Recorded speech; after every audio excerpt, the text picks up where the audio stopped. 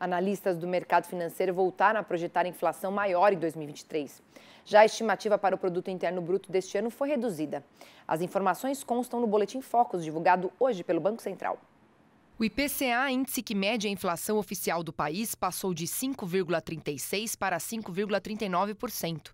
Já a projeção do Produto Interno Bruto, PIB, saiu de 0,78% para 0,77%. O câmbio para o fim do ano permanece em R$ 5,28, mesmo valor do relatório anterior. E a Selic, taxa básica de juros, passou de 12,25% para 12,50%. E sobre o que vai estar no radar do mercado nesta semana, eu converso agora com o economista do Banco Original, Eduardo Vilarim. Boa tarde, Eduardo. Seja bem-vindo, como sempre. Boa tarde, Priscila. Tudo bem? Tudo bem, Eduardo. O relatório Focus de hoje, ele apontou algumas revisões negativas para o PIB de 2023. Esse realmente será um ano de atividade mais fraca? O que você acha? Exatamente, né? A nossa cabeça aqui no banco é que de atividade mais fraca esse ano, né? Justamente porque você tem um quadro muito mais alto de incertezas. Só para você conhecer ali os nossos números, né? Apesar do Focus apontar aí uma alta de 0,7% do PIB para 23, nós esperamos uma alta de apenas 0,5%. E ao que se refere isso, né? Em primeiro lugar, o crédito já está desacelerando, tanto para a pessoa física quanto para a pessoa jurídica, né, que são as empresas.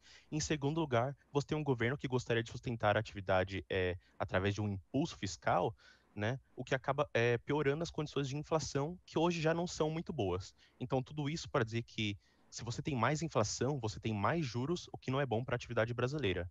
E aí o Focus de hoje apontou uma Selic subindo aí no curto prazo, né? Você já mencionou, né, falando de impulsos fiscais, como é que você enxerga o quadro fiscal brasileiro?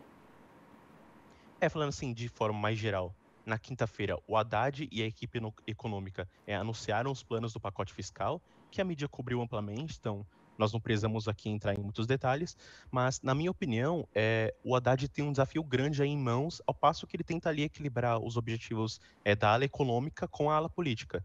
Né? E o que isso significa? Significa que algumas reformas tendem a ser mais difíceis de mensurar ou simplesmente de passar do que outras reformas, justamente porque elas têm um cunho um pouco mais popular, digamos assim. Né? Então, dito isso, o ministro ele chegou a anunciar um superávit de 11 bilhões, mas quando os jornalistas apertaram um pouquinho ali, ele admitiu a possibilidade de um déficit de até 1% do PIB, ou seja, quase 100 bilhões de reais nominais, e hoje o nosso cenário aqui é um pouquinho mais pessimista, ou seja, um déficit aí de 152 bilhões para esse ano.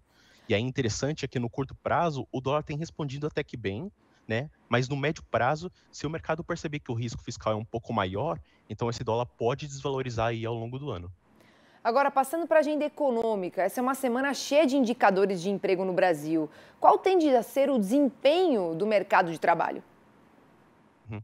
Olha, Priscila, na quinta-feira sai a taxa de desemprego de novembro, né? Nós esperamos mais uma queda de 0,3%, ou seja, a taxa de desemprego chega aí por volta dos seus 8%, que é o nível mais baixo desde o início de 2015, quando o Brasil passou ali por uma crise severa. Né? Um ponto bastante importante aqui é que o IBGE tende a modificar aí, estatisticamente os indicadores de desemprego, né? Já que eles vão incluir as informações do censo preliminar.